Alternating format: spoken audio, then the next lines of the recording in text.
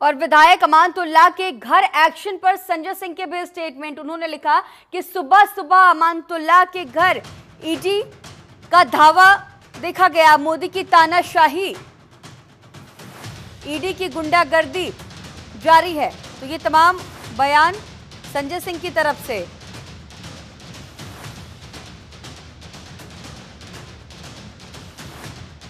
विधायक अमानतुल्लाह के घर एक्शन पर संजय सिंह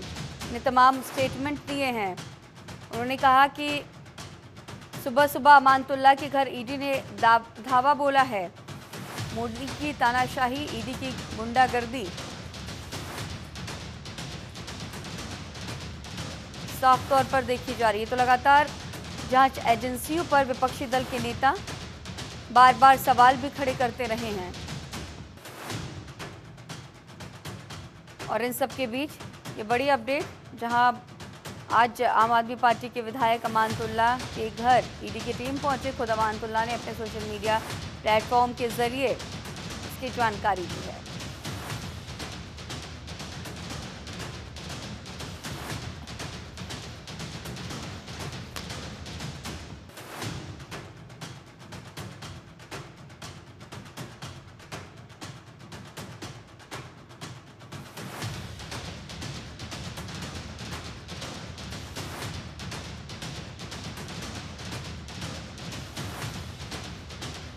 और इसी खबर पर अभी ज्यादा जानकारी के साथ दिल्ली से हमारे सहयोगी नमित हमारे साथ लाइव जुड़ रहे हैं। नमित, जिस तरह से लगातार आम आदमी पार्टी के नेता रडार पर रहे हैं, जांच एजेंसियों के रडार पर, और अब आम आदमी पार्टी के विधायक अमानतुल्लाह खान के घर भी ईडी पहुंची है। उन्होंने खुद ये दावा किया अपने सोशल मीडिया प्लेटफॉर्म के जरिए, और अब तमाम तरह की राजनीति भी इस पर होने लगी है।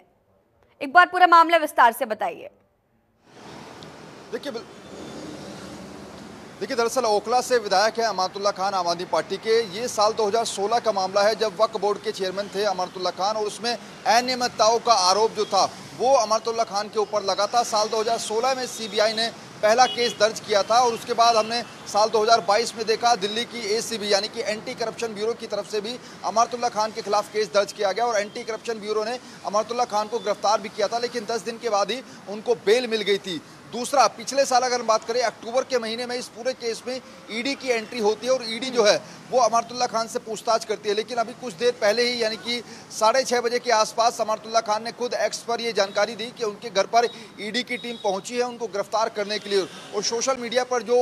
वीडियो डाला गया उसमें खुद उनकी जो वाइफ है वो वीडियो बनाते हुए दिख रही है, और उनके घर पर उनकी जो मदर इन लॉ है उनको कैंसर है जैसा दावा अमानतुल्लाह खान कर रहे हैं। और उनका ये कहना है कि जब ऑलरेडी मुझे एसीबी वाले मामले में जमानत मिल चुकी है, और वो ईडी को भी पहले लिख कर दे चुके हैं कि उनकी मदर इन लॉ को कैंसर है, ऐसे में जो है वो उनकी देखरेख कर रहे हैं, और अगर उनको ऐसे में कुछ होता है तो फिर जिम्मेवारी उन लोगों की होगी। तो निश्चित तौर पर जिस तरीके से हमने पिछले 1-1.5 साल में देखा है कि आम आदमी पार्टी के लोगों को जो है उनके ऊपर कार्रवाई की गई है सीबीआई और ईडी के द्वारा, उसी को बनाते हुए, उसी को केस बनाते हुए जो आम आदमी पार्टी के बड़े नेता है, चाहे उसमें संजय सिंह की बात करें, वो लगातार ये कह रहे हैं कि तानाशाह का एक और रूप हमें देखने को मिल रहा है, जहां पर सुबह सुबह अमानतुल्लाह खान के घर पर ईडी की टीम पहुंची। अभी कुछ देर पहले ही संजय सिंह का भी रिएक्शन सामने आया, और लगातार संजय सिंह की बात करें, वो खुद जो है दिल्ली के अंदर जो कथित शराब घोटाला मामला हुआ था उसमें जेल में रहकर आए हैं तकरीबन 4 से 5 महीने तक। और आज अमानतुल्लाह खान के घर पर जब ईडी की टीम पहुंची है तो संजय सिंह ही पहली उनका रिएक्शन आया है आम आदमी पार्टी की तरफ से। उनका ये कहना है कि बेवजह के केस में अमानतुल्लाह खान को फंसाया जा रहा है। नमित, जिस तरह से आने वाले वक्त में दिल्ली में विधानसभा के चुनाव भी होने हैं, और लगातार हम ये देखते रहे हैं कि एक्शंस आम आदमी पार्टी के नेताओं पर लिया जा रहा है, और जिसे लेकर के पूरा विपक्षी दल, पूरा इंडिया गठबंधन यही कहता है कि जांच एजेंसियों का दुरुपयोग किया जा रहा है। और अब ऐसे में तमाम तरह के स्टेटमेंट अगर चुनाव के दृष्टिकोण से देखें तो जिस तरह से अभी मनीष सिसोदिया हालांकि जेल से बाहर आ चुके हैं, केजरीवाल को भी कथित शराब नीति घोटाले मामले में वो सीबीआई की तरफ से उन्हें जमानत मिल चुकी है, ईडी में अभी वो जेल में है। तो ऐसे में आने वाले वक्त में अगर सर्कमस्टेंसेस देखें तो किस तरह के बनते हुए नजर आएंगे, क्योंकि अब अमानतुल्लाह खान भी अब रडार पर हैं ईडी के। देखिए, निश्चित तौर पर इससे पार्टी पर डेंट तो पड़ता ही है और निश्चित तौर पर दिल्ली के अंदर फरवरी के अंदर विधानसभा का चुनाव होना और उससे पहले दिल्ली से ही जो पड़ोसी राज्य है हरियाणा, वहां पर भी चुनाव है अक्टूबर के महीने में। ऐसे में आम आदमी पार्टी के नेताओं के ऊपर अगर सीबीआई और ईडी की रेड होती है तो फिर आम आदमी पार्टी पर डेंट जरूर लगेगा। हालांकि जैसा हम बार बार बता रहे हैं कि जो शराब नीति घोटाला मामला था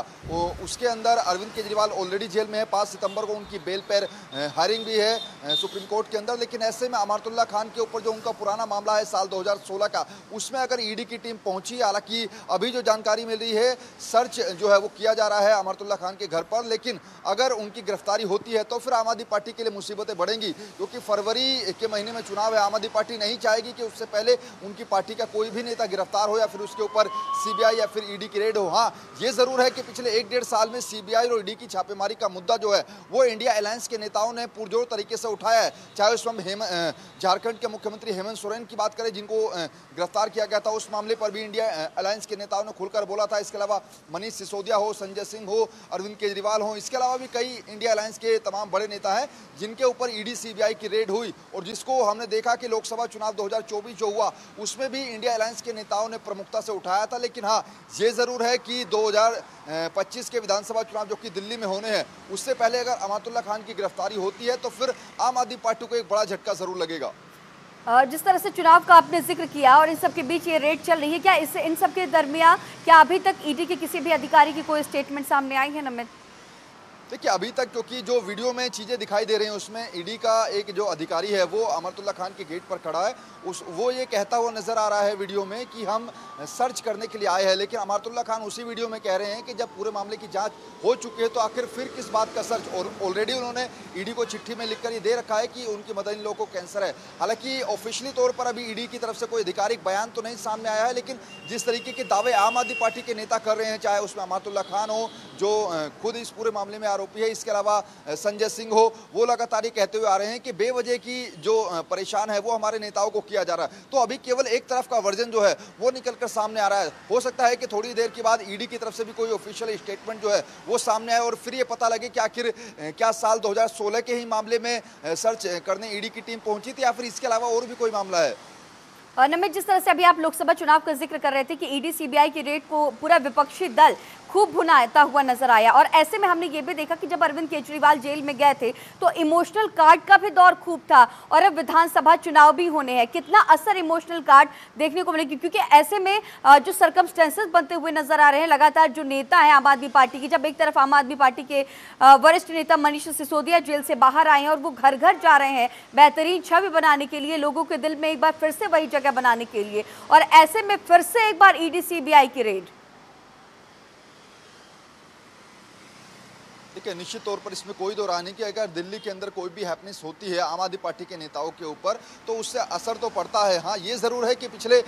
फरवरी के महीने में साल 2023 में मनीष सिसोदिया की गिरफ्तारी हुई थी और तकरीबन 1.5 साल के बाद अब वो बाहर आए हैं। वो लगातार पद यात्रा कर रहे हैं दिल्ली की सभी 70 विधानसभा क्षेत्रों में। इसके अलावा आम आदमी पार्टी का कल से एक नया कैंपेन भी शुरू हुआ है, आपका विधायक आपके द्वार। तो निश्चित तौर पर आम आदमी पार्टी का जो पिछले 1-1.5 साल में जनता से संपर्क टूट गया था उसको साधने के लिए और फिर दोबारा से जनता से जुड़ने के लिए आम आदमी पार्टी तरह तरह के कैंपेन जरूर चला रही हो। लेकिन उन सब के बीच में अगर उनके किसी नेता के ऊपर ईडी या सीबीआई की छापेमारी होती है तो फिर आम आदमी पार्टी के लिए सोचने का विषय है और मंथन करने का भी विषय है कि क्या आने वाले समय में ईडी और सीबीआई की अगर छापेमारी उनकी बाकी और नेताओं के ऊपर भी होती है तो फिर आखिर इस मसले से सुलझने के लिए क्या आम आदमी पार्टी के पास कोई बैकअप प्लान है या फिर कोई बी प्लान है। क्योंकि एक तरफ तो आप चुनाव की तैयारियों में जुट गए हैं, पदयात्रा कर रहे हैं, कैंपेन चला रहे हैं, लेकिन दूसरी तरफ अगर इस तरीके से आपकी पार्टी के नेताओं के ऊपर रेड होगी तो निश्चित तौर पर आपकी पार्टी जो है वो बैकफुट पर जरूर नजर आएगी। ठीक है नमित, आगे भी आप इस पूरे मामले पर नजर बनाए रखिएगा। तमाम जानकारियों के साथ बने रहने के लिए आपका बहुत शुक्रिया।